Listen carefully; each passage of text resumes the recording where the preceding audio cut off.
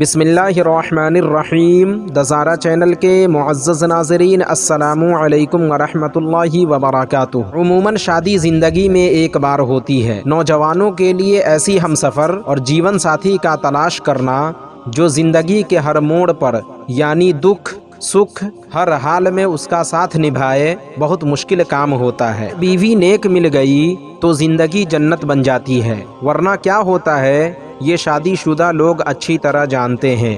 حضور نبی کریم صلی اللہ تعالی علیہ وسلم کا فرمان ہے کہ جس کو نیک بیوی مل گئی سمجھو اسے دنیا میں ہی جنت مل گئی۔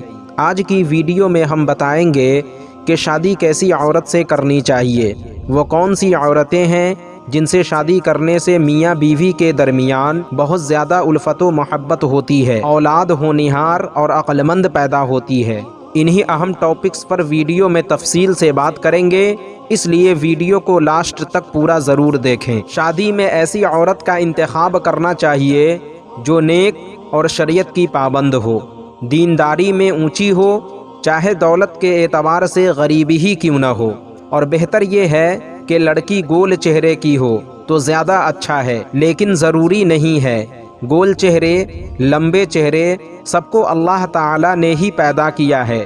لڑکی دور خاندان کی ہو تو زیادہ بہتر ہے، کیونکہ قریب خاندان یعنی چچا، ماموں، پھوپھا، خالو وغیرہ ان کی آپس کی رشتہ داریوں میں محبت و کشش کم ہوتی ہے، اولادیں عقل اور صحت کے اعتبار سے کمزور ہوتی ہے، اور جہاں تک ہو سکے رشتہ دار دور خاندان اور دور مقام کی ہو۔ ایسی رشتہ داری میں محبت و کشش زیادہ ہوتی ہے، نا اتفاقیاں کم ہوتی ہیں، اولاد ہونہار اور سمجھدار پیدا ہوتی ہے۔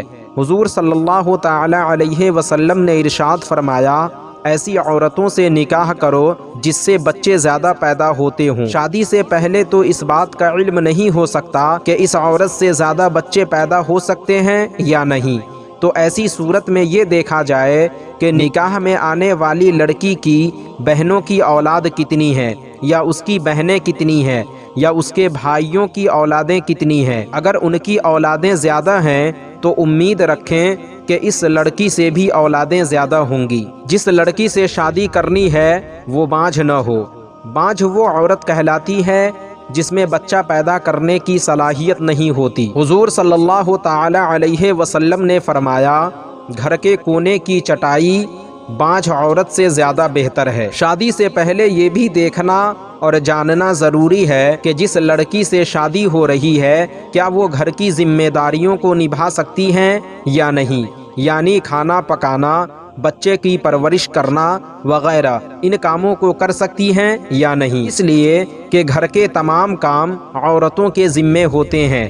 پیدا ہونے والی اولاد کا سب سے پہلا مدرسہ اور تربیت گاہ عورت کی گود ہے۔ اسی طرح لڑکی کی عمر بھی شوہر سے کم ہونی چاہیے۔ دینداری کے ساتھ عورت خوبصورت اور حسن و جمال والی ہو تو اور بہتر ہے۔ تو ناظرین، آج کی ویڈیو میں بس اتنا ہی۔